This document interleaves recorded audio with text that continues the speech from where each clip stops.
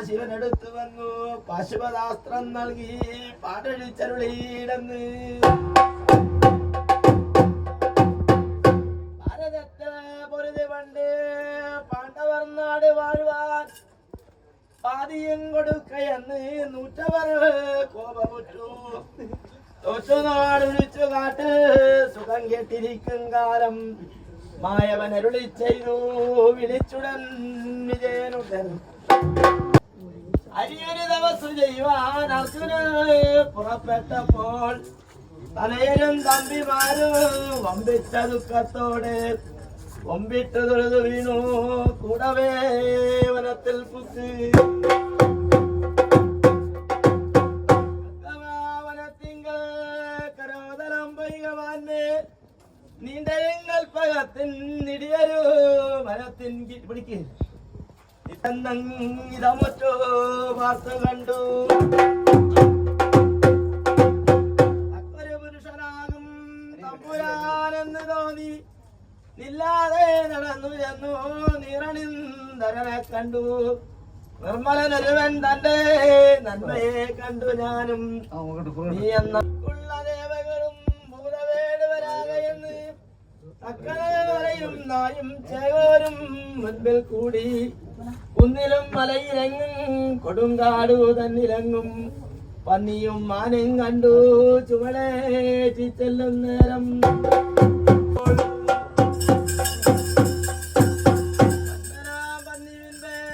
നിന്നുടൻ പേശി പേശി നിറം കേട്ട വാക്ക് ചൊല്ലി അന്നവൻ തവം നിർത്തി അർജുനൻ പോർക്കഴിഞ്ഞാൻ ആയപോർ പലതും ചെയ്തിട്ട് അതുകൊണ്ടും വന്നില്ലേലും എന്തിവേറി എന്റെ ഭാഗത്ത് നോക്കും എന്തിവേറി യുദ്ധം ചെയ്തു വിലം കേട്ടു വീഴുന്നേരം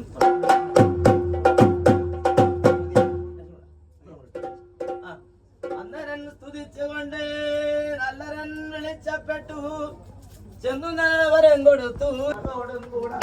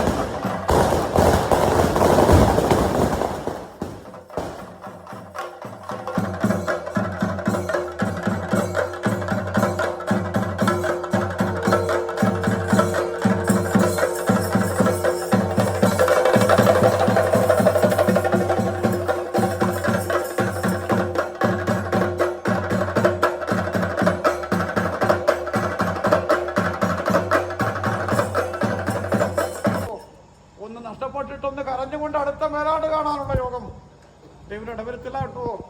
വാഴണ്ടെടുത്തോളം ഞാൻ വെച്ച് വാഴിച്ചുകൊള്ളാം. അഭിമാനമുള്ളതായ ദൈവരി ചേർത്ത് പിടിച്ച എൻ്റെ കുഞ്ഞുങ്ങൾ തന്നെ ഭാഗ്യത്തെ പിടിച്ച പോലെ അനവധി വാക്കുകളെ കൊണ്ട് ഉത്തരണ്ടല്ലോ അല്ലേ. നിദ്ര ഒഴിഞ്ഞവരാണ്, ദേഹബലം കുറഞ്ഞവരാണ്, രോഗം കൊണ്ട് ദേഹത്തെ നാശം വരുമോ എന്ന് ചിന്തിക്കുന്നവരാണ്. ഒരു നിദ്ര ഒഴിഞ്ഞത് കൊണ്ട് രോഗമെന്ന കൂടലല്ലോ അല്ലേ. അതിന് തന്നെയാണല്ലോ ദൈവം പക്ഷെ വഴിപോലെ ചെറുത്ത് പിടിച്ചേക്കാം. ഇന്ന് മുകളിൽ എവിടെയാണ്? യോഗപുഴത്തിന് മുകളിലാണ്. കല്യാണക്കുട്ടിക്ക് അഭിമാനം മുഴക്കം ചെയ്യുന്നവരാണ് മനുഷ്യന്മാരി. ഇനി യോഗപുഴത്തിന് മുകളിൽ കല്യാണക്കുട്ടി തന്നെയല്ലേ ഉള്ളൂ അല്ലേ? കൽപ്പിച്ചിട്ടുണ്ടോ നിങ്ങൾ?